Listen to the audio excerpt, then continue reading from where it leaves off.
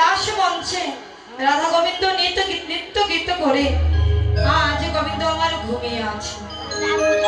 তাই ললিতা বিশাখা বলছে, রাধে একবার তোর প্রাণ বধূয়ার দিকে তাকিয়ে দে। তোর প্রাণ বধূয়ার দুটি নয়ন ঘুমে ঢুলু ঢুলু করছে, চক্ষু দুটি কেমন রক্তবর্ণ হয়ে গিয়েছে। তুই আর বিলম্ব করিস না রাধে, ওই উদ্যান থেকে পুষ্প চয়ন করে নিয়ে এনে তোর গোবিন্দের জন্য শয্যা প্রস্তুত করে তুই তোর গোবিন্দকে শয়নে দে। তখন সখীদের কথা মতো রাধারানী আমার যেই না পুষ্প চয়ন করতে যাবে, বৃন্দাবনের প্রত্যেকটি দেখবেন বাবা, প্রত্যেকটি শাখা প্রশাখার মাথা কিন্তু নিচু। কেন? তারা একজন কৃষ্ণ ভক্ত, তারাও সাধুগুরু বৈষ্ণবের চরণ ধুলি অঙ্গে মাখতে চায়। তাই তারা কেঁদে কেঁদে বলে, হে গোবিন্দ, আমরা এই বৃক্ষ কুলে জন্ম নিয়েছি, কোনদিন সাধুগুরু বৈষ্ণবের চরণ ধুলি অঙ্গে মাখতে পারি না। এই বৃন্দাবন দর্শন করবার জন্য কত সাধুগুরু বৈষ্ণব আসে, আমরা তাদের চরণ ধুলি অঙ্গে মাখতে পারি না। তাই আমাদের মস্তক আমরা সব সময়ের জন্য নিচু করে রাখব। যখন এই বৃন্দাবনের পথ দিয়ে ওই সাধুগুরু বৈষ্ণব হেঁটে যাবে, তখন এই সাধুগুরু বৈষ্ণবের চরণ ধুলি উড়ে এসে আমাদের মস্তকে লাগবে। তখন আমাদের এই বৃক্ষ জন্ম ধন্য হবে। এই বলে যখন রাধারানী আমার যেই না কুসুম চয়ন করতে গেলে, কুসুমগুলো তখন আক্ষেপ করে বলে, রাধে গো, এই জগতে যে যেমন কর্ম করে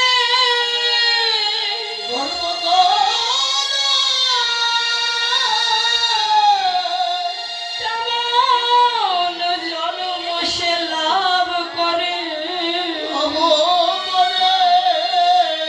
আমরা কুসুম কুলে জন্ম নিয়েছি তোমার কৃপায়, তাই আমাদের কুসুম কুলের সত্য কথা গোবিন্দ চরণে ঝরে পড়া।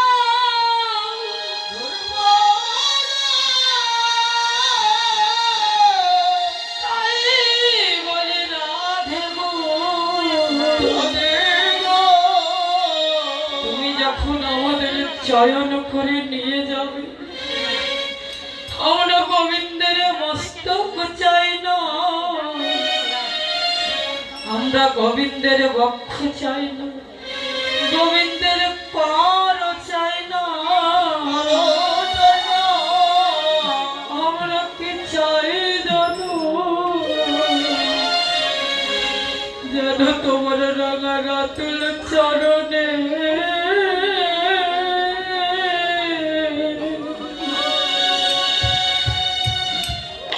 আমাদের একটু আশ্রয়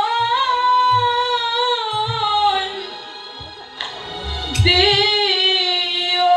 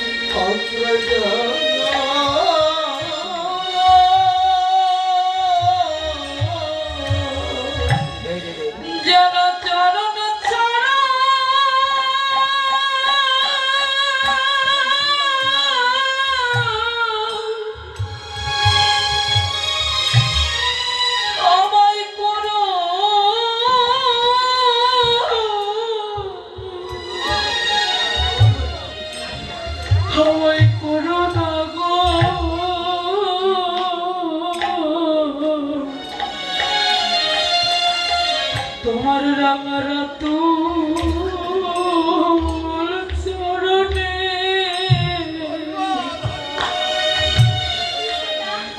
আমাদের একটু আশ্রয় দিও।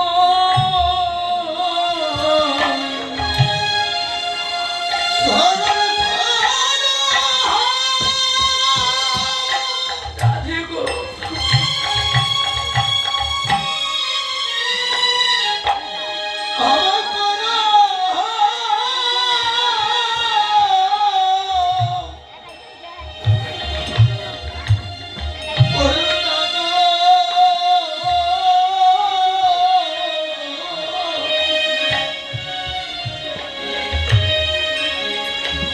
তোমার রাঙা আগুন চরণে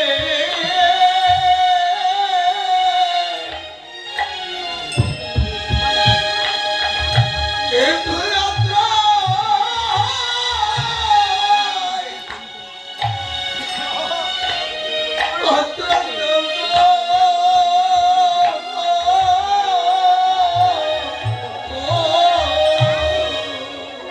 রাধে তুমি যখন আমাদের চয়ন করে নিয়ে যাবে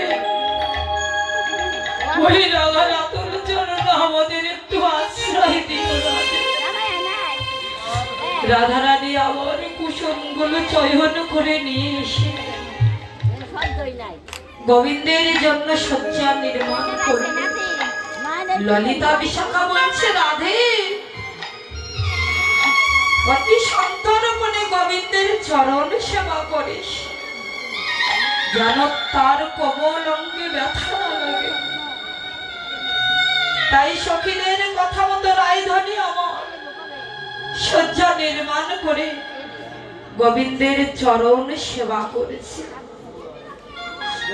চরণ সেবা করিতে করিতে বর্তমানে রাধার নয়ন দুটিও ঘুমে ঢুলু ঢুলু করেছে।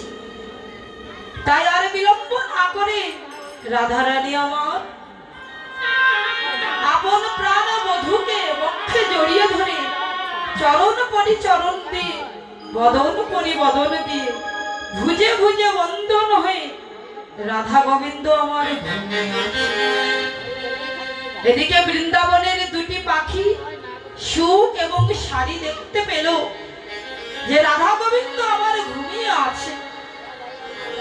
তাই সুখ বলছে শাড়ি তুমি জাগাও, আর শাড়ি বলছে সুখ তুমি জাগাও। তাই মহাজন কি বললেন, আশারি সুখ দুজনে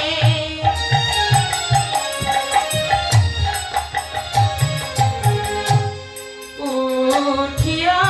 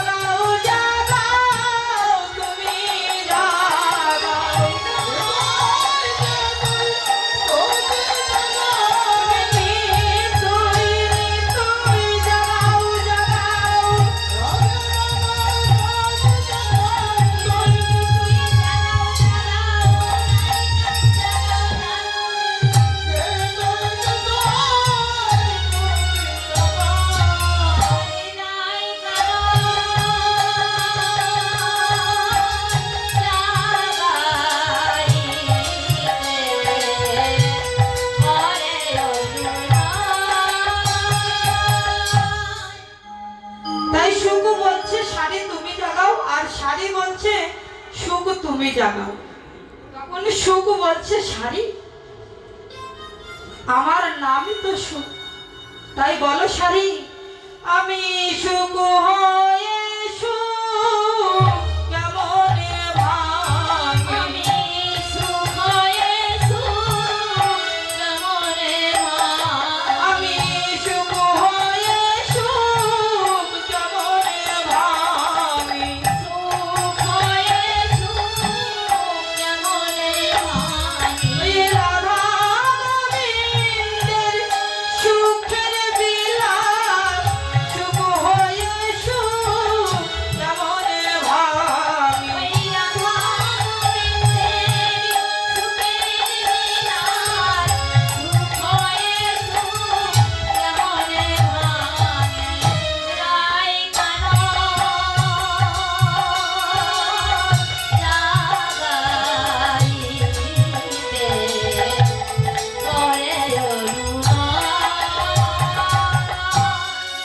তাই আমি সুখ হয়ে রাধা গোবিন্দের সুখের বিলাসে কেমন করে ভাঙবো, এতে যে আমার অপরাধ হবে, আমার যে নরকেও জায়গা হবে না।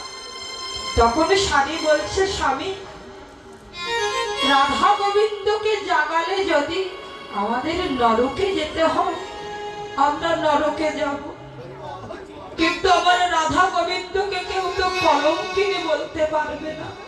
তাই স্বামী চলো স্বামী, তুমি যে গান করে রাধা গোবিন্দকে জাগাও, মানে তুমি জাগাও আবার যা গাও, যে গান করে রাধা গোবিন্দকে জাগাও, চলো আমরা সেই গান করে আজ রাধা গোবিন্দকে জাগাই। এই যে মায়ের আমরা প্রভাতকালে রাধা গোবিন্দকে জাগাই না, তা আসুন আমরা সবাই মিলে আজ এই রাধা গোবিন্দকে জাগাবো। রে রাই জাগো গো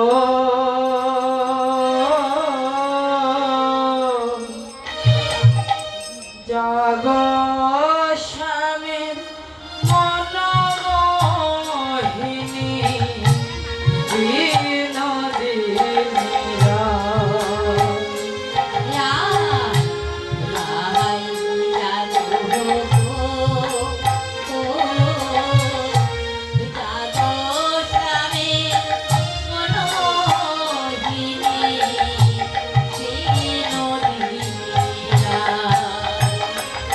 আর চেয়ে দেখো আর তো নিশি নাই গো জয় রাধে।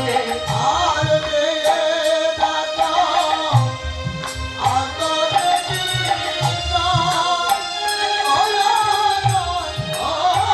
রাধে জগন্নাথ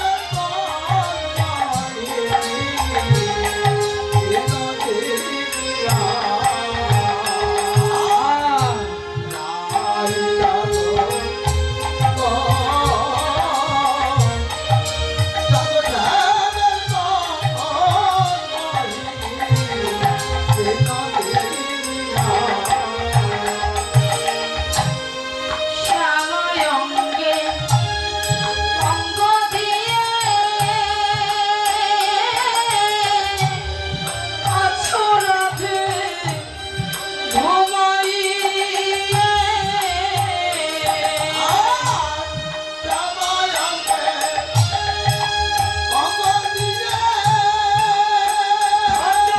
রাধে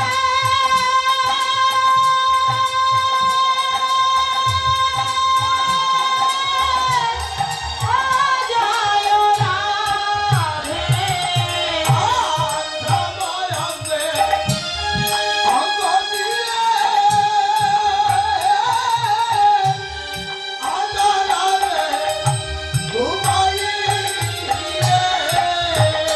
রাধে ফুল কলঙ্কে ভাইকে তোমার নাই গো জয় রাধে।